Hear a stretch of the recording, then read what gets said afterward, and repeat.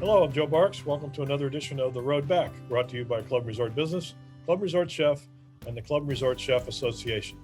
Today's episode is sponsored by Strategic Club Solutions. The past year was full of unexpected changes. Members are feeling like they're stuck in the rough. Now's the perfect time to get back on the green with the help of Strategic Club Solutions. We'll help you innovate, reset, and create a new or updated plan. You'll get an experienced team of award-winning club consultants to help you stay relevant and create more happy members. Clients are raving about the results. The impact of their work with our club has been extraordinary. Refreshing services include strategic plans, surveys, membership, club operations, golf operations, food and beverage, pro shop merchandising, search, and club branding. SCS is helping clubs be bigger, better, and stronger, servicing over 300 clubs and counting.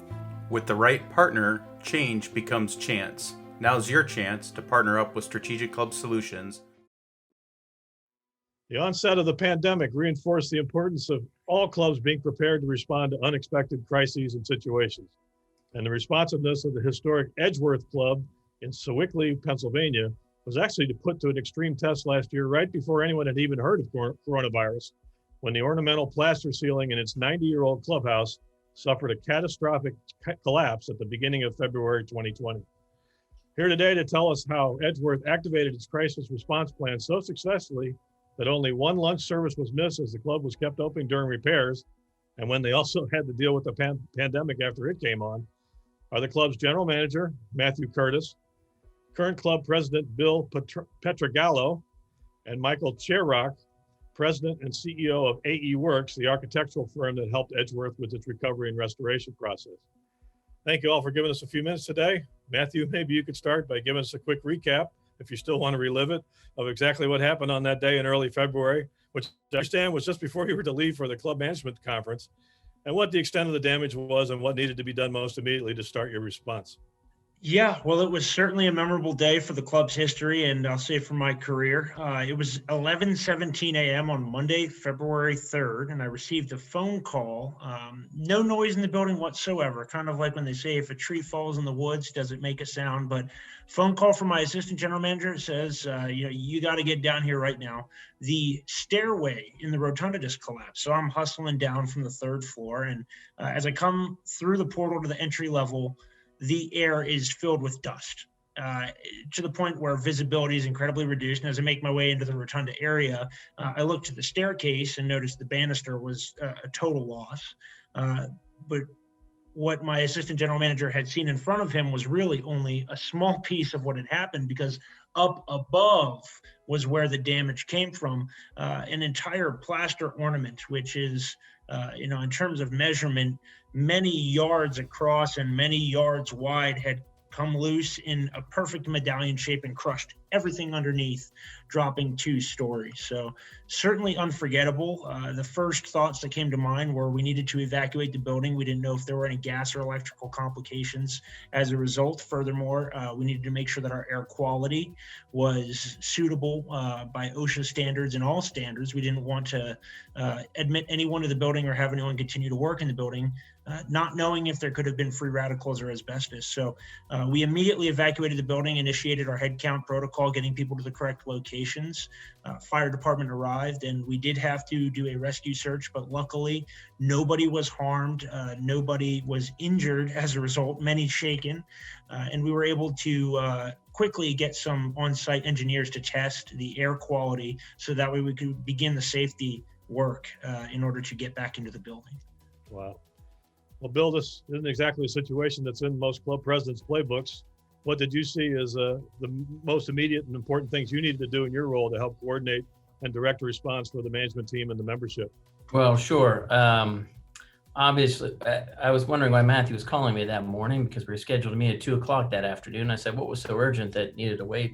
Couldn't wait 2 more hours. But from my perspective, I took really like a 3-phase approach to the project and the incident. One, first and foremost, with Mass, you just attested to, was that the safety of, and there were no injuries, and then the building was safe. So as Matthew mentioned, we were very concerned that with a structure as old as ours, there could have been asbestos. other hazmats, and we were lucky that we got through that. Once we got through that, that was a huge weight off kind of my shoulders and everyone's shoulders. Quickly delved into kind of phase 2, which was the project and just the physical aspects of it. So one, really wanted to create a good team. So, and give everyone kind of clear, direct, kind of orders, not orders, but, get the team moving in the right direction. So we're not crossing up, stepping on each other's toes. So one, operations, Matthew and his assistant GM, Kurt, did a great job kind of creating an operations plan. 2, we kind of created with a project plan, which was trying to figure out the construction, why it caused it, and get the right teams in place. So we got, and I suggested Matthew reach out to Mike Chirac, who we're going to be speaking to in a minute, and Mike's team was on board in a couple minutes. Also, we needed to get the communications plan, and we could probably spend an hour talking about the communications plan we put together and how just unbelievably well received it was by our members, and just detailed and keeping them up to speed on who, what, where was happening in the building. And then the real biggest thing, my phase 3, that I had to answer was the only thing that wasn't answered at the end of that day was, how can I assure the 1,000+ people who call themselves members at the Edgeworth Club, how can I assure them that the building is safe when they walk through the next time in different rooms?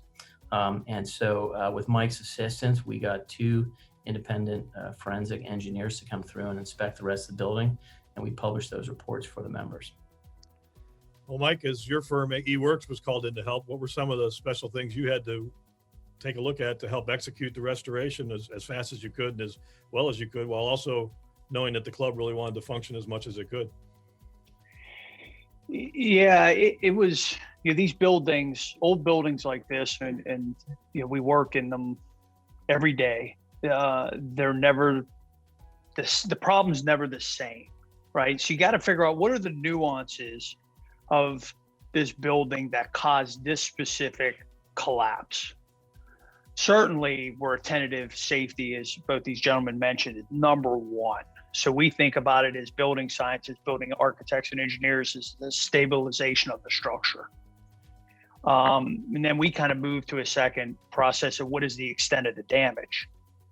So what's behind some of these things, that, because you could see it, right? The structure, the collapse caused very visible damage, of course, but what's behind that? And then I immediately start thinking about feasibility. What's the cost implications of something like this, right? We can fix buildings, but they're put against time and budget. And of course, the organization, the club, needs to operate. So we kind of make all this converge, and my team immediately went to get it cleaned up and come up with a design that will allow the club to get operational as soon as possible while containing what happened. That enables us to go in forensically and look at the building, understand what happened, do the analysis, and then present Matthew and Bill with what we think is the problem that needs to be fixed outside of the obvious. What are some of the additional concerns? So then you're a month in and the pandemic hits. What sort of extra challenges and obstacles did that bring about? And maybe did it actually make things easier in some ways?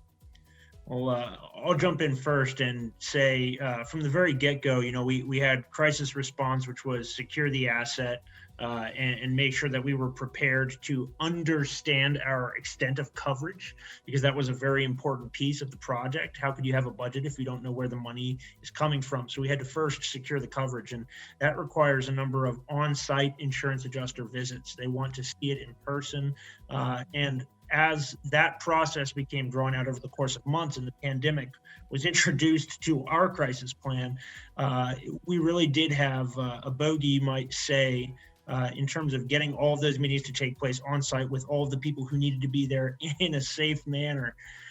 Secondly, shifting event spaces into different rooms of the clubhouse, so that way there wasn't an interference. That's one area that COVID really was of help to us, because we were already rearranging the way that our events worked.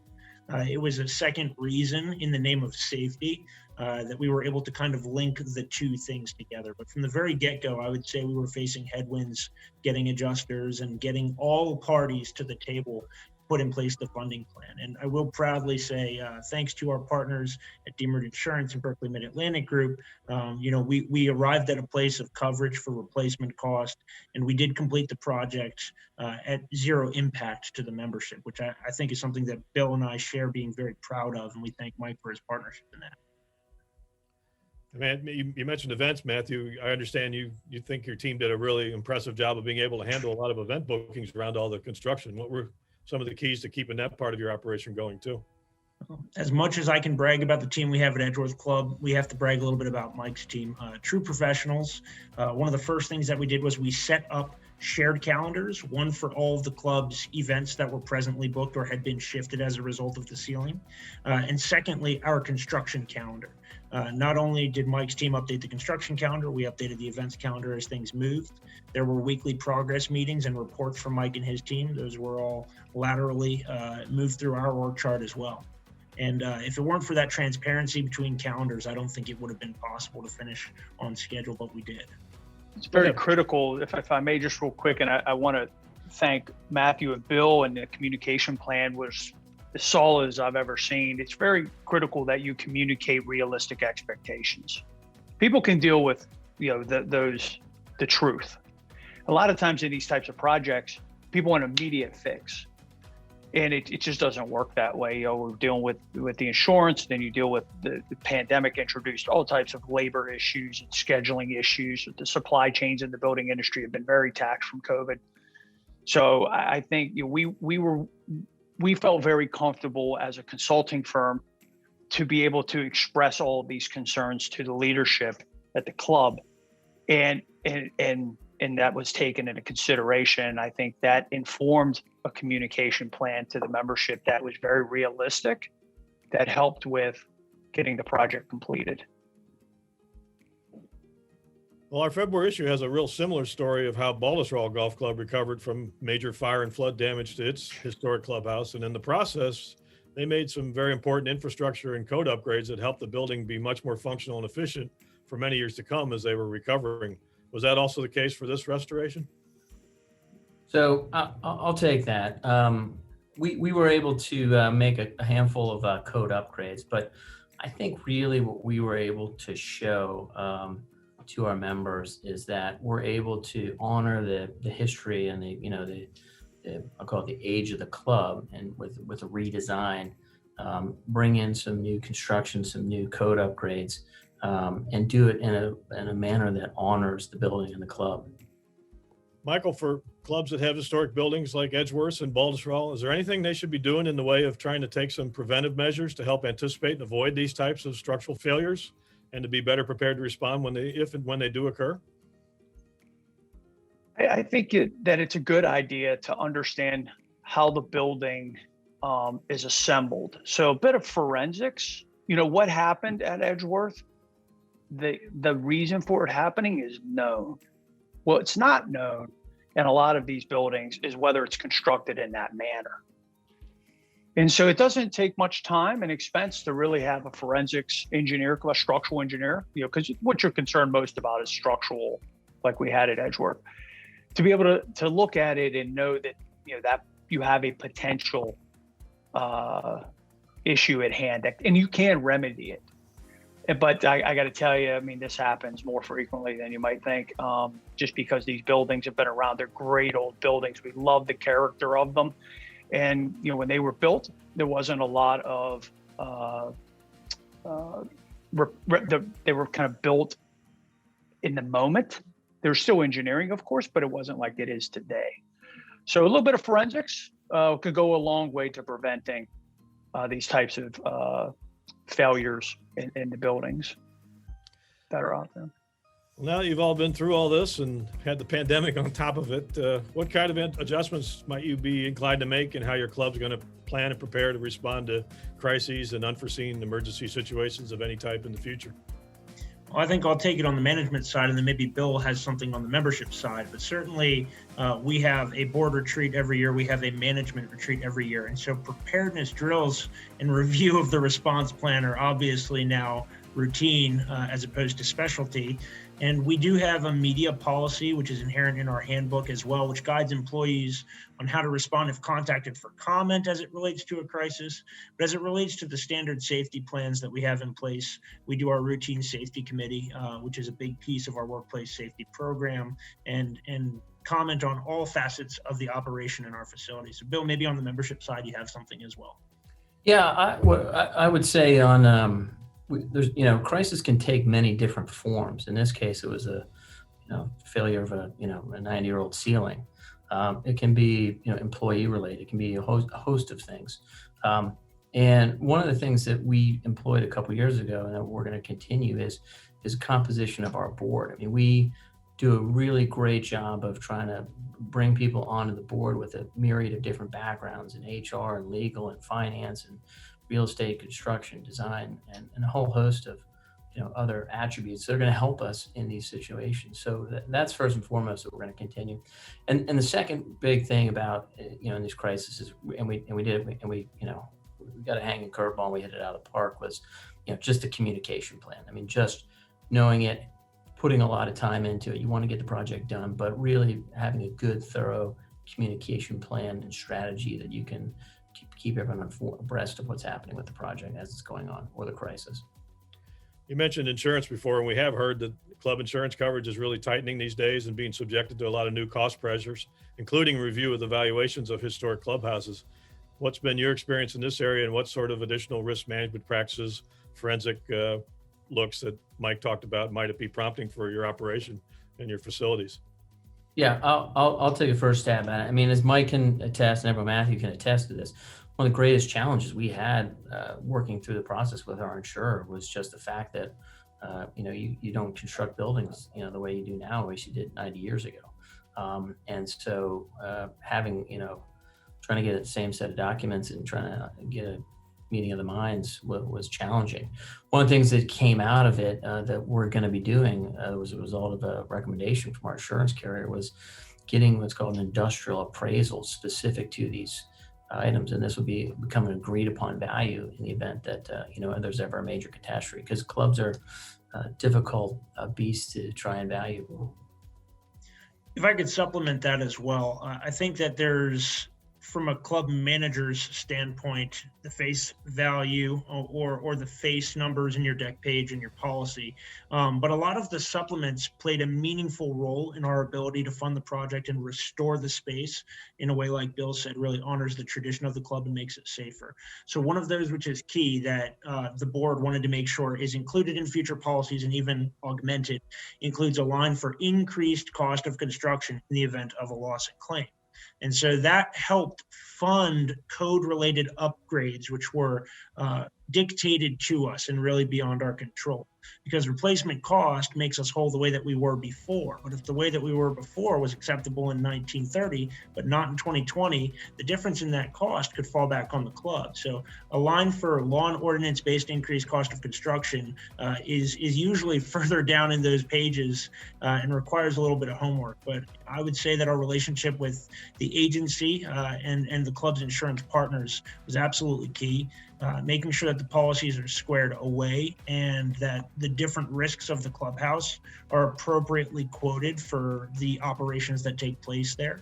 Making sure that we bid the insurance every 3 years to make sure that we have best coverage, best dollar, and highest use of the member funds. All these things tied together in our success and our plan moving forward. Well, really want to thank you all for filling us in on this pretty incredible story, and we certainly commend you on an impressive recovery, and hope that you're off to a much more normal year in 2021, and wish you all the success for the year coming forward. So thanks again for joining us. We appreciate it. Once again, this has been The Road Back, brought to you by Club Resort Business, Club Resort Chef, and the Club Resort Chef Association. And today's episode was sponsored by Strategic Club Solutions. If you have a great idea or success story you'd like to see featured on a future edition of The Road Back, please contact us at editor@clubresortbusiness.com.